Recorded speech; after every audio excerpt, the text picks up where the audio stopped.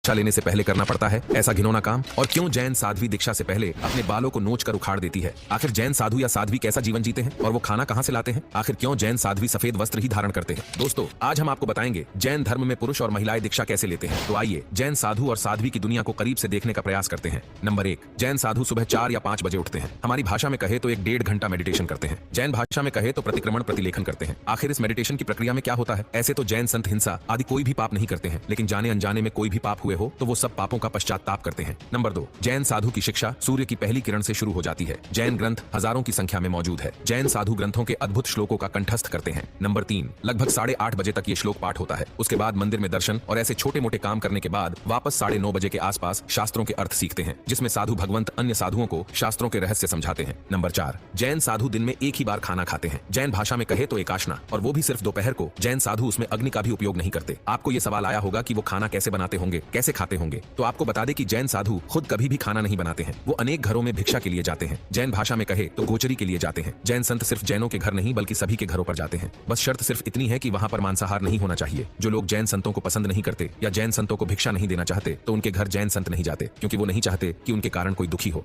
Number 5, सूर्य डूब जाने के बाद जैन संत कुछ भी नहीं खाते। खाना तो बहुत दूर की बात, वो पानी भी नहीं पीते। पूरी जिंदगी के लिए वो इस प्रतिज्ञा का सरलता से पालन करते हैं। नंबर 6, जैन संतों के पास अपना कोई घर नहीं होता। जैनों ने अपनी खुद की आराधना के लिए जो उपास्य बनाए हैं उसमें वे रुकते हैं। जैन संत पैदल चलकर एक स्थान से दूसरे स्थान जाते हैं और सभी को अहिंसा का रास्ता दिखाते हैं। नंबर 7, जैन संत सफेद वस्त्र पहनते हैं। उनके पास मुश्किल से 1 या 2 जोड़ी कपड़े ही होते हैं। वो कपड़े भी सिले हुए नहीं होते। नंबर 8, सबसे बड़ी बात, जैन संत पंखा, एसी, मोबाइल, लैपटॉप, टीवी आदि कोई भी साधनों का उपयोग नहीं करते, इसलिए वो दुनिया की हजारों गंदगी से दूर रहते हैं। नंबर 9, जैन संत साल में 2 बार लोच करवाते हैं। आखिर लोच यानी क्या? तो जैन संत अपने सर के और दाढ़ी के बाल हाथों से खींचकर निकालते हैं। ये एक ऐसा साहस है जो दुनिया में कोई नहीं करता होगा। बाल खींचकर जड़ से निकालने में दर्द होता है, खून भी निकलता है। यह बहुत दर्दनाक दृश्य होता है। हमें जैन संतों की मन की ताकत का अंदाजा इससे मिल जाता है। नंबर 10, जैन संतों के जीवन में ब्रह्मचर्य का पालन सबसे महत्वपूर्ण होता है। मन में कभी भी गंदे विचार नहीं लाते। दीक्षा लेने के समय भी कुछ मजबूत आचारों का पालन करते हैं, जैसे कि विजातीय इंसान को स्पर्श नहीं करना। जैन संतों के उपास्य में सूर्यास्त के बाद और सूर्योदय से पहले बहनों का प्रवेश बंद होता है, और इसी तरह साध्वी भगवंतों के उपास्य में भाइयों का प्रवेश बंद होता है। ब्रह्मचर्य ही जैन संतों का सबसे उत्तम स्नान है। उससे वो अपनी आत्मा को पवित्र बनाते हैं। जैन साधु भगवंत दुनिया की तमाम स्त्रियों को अपनी माँ, बेटी या बहन के रूप में ही देखते हैं, और साध्वी भगवंत दुनिया के तमाम पुरुषों को अपने पिता, बेटे या भाई के रूप में ही देखते हैं। ये बातें हमने संक्षेप में देखी, और यह देखकर ऐसा कह सकते हैं कि जैन संत अपना जीवन कितनी कठिनाइयों में जीते हैं, और आज के युग में ये बहुत बड़ी बात है। इसलिए कहते हैं जो साधु बने वो महान है।